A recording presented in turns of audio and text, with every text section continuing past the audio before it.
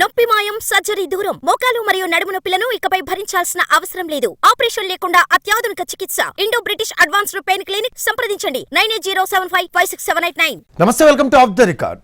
Phone tapping, Kaleshwaram, ఇప్పుడు power war. Telangana రాజకీయాల్లో రోజుకో ఇష్యూ రచ్చరచ్చ చేస్తోంది. ముఖ్యంగా బీఆర్ఎస్ను ఉక్కిరి బిక్కిరి చేస్తోంది. పకడ్బందీ వ్యూహంతోనే కాంగ్రెస్ సర్కార్ ముందరి కాళ్లకు బంధం వేస్తుందని గులాబీ దళం చెబుతోంది. బీఆర్ఎస్ ఎందుకు అలా భావిస్తోంది? వరుస విచారణలపై కారు పార్టీ ఏమనుకుంటోంది? నిజంగా కాంగ్రెస్ ప్రభుత్వం స్ట్రాటజిక్గా ఒక్కో ఇష్యూను తెరపైకి తెస్తుందా? తెలంగాణ పాలిటిక్స్ను కుదిపేస్తున్న ఆరోపణల వెనుక మైండ్ గేమ్ దాగుందా? కేవలం అంచనాలేనా? ఎన్నికలు ముగిసినా తెలంగాణలో పొలిటికల్ వార్ ఏమాత్రం తగ్గేదే లేదా అన్నట్టుగా సాగుతోంది. కాంగ్రెస్ బీఆర్ఎస్ మధ్య ఆరోపణలు ప్రత్యారోపణల యుద్ధం అంతకందుకు పెరుగుతోందే తప్ప తగ్గడం లేదు. అసెంబ్లీ ఎన్నికల్లో ఫలితాలు ముగిసిన తర్వాత అధికార కాంగ్రెస్ బీఆర్ఎస్ ల మాటల తూటాలు పేరుతున్నాయి.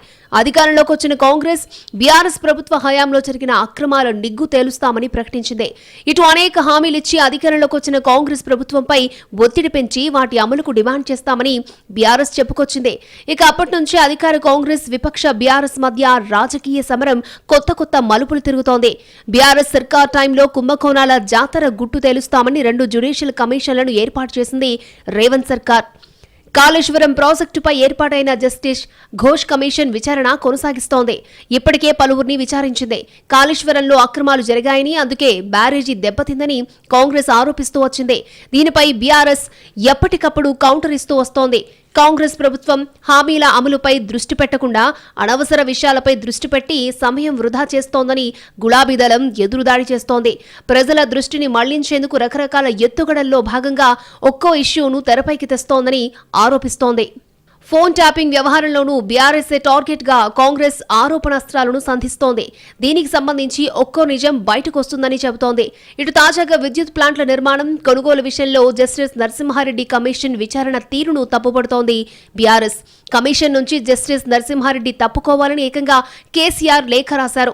ఆయన నేతృత్వంలోని కమిషన్ విచారణ సరిగ్గా చేస్తుంది అన్న నమ్మకం తమకు లేదని కేసీఆర్ అన్నారు. విద్యుత్ కొనుగోళ్ల వ్యవహారమంతా సవ్యంగా ఉంటే జ్యుడిషియల్ కమిషన్ విచారణకు సహకరించాలని బీఆర్ఎస్ కు సూచిస్తోంది కాంగ్రెస్. ఇలా ఒకరిపై మరొకరు మాటకు మాట అనుకుంటూ పవర్ వార్ ను మరో లెవెల్ కు తీసుకెళ్తున్నారు. కాంగ్రెస్ హామీలను ఒక్కొక్కటిగా ప్రజల్లోకి తీసుకెళ్లాలని బీఆర్ఎస్ మొదటి నుంచి దూకుడుగా వెళ్తోంది. అయితే వరుసగా ఫోన్ ట్యాపింగ్, కాళేశ్వరం, విద్యుత్ కొనుగోళ్లంటూ వస్తున్న ఆరోపణలతో బీఆర్ఎస్ ఉక్కిరిబిక్కిరి అవుతోందని రాజకీయ పండితులు విశ్లేషిస్తున్నారు.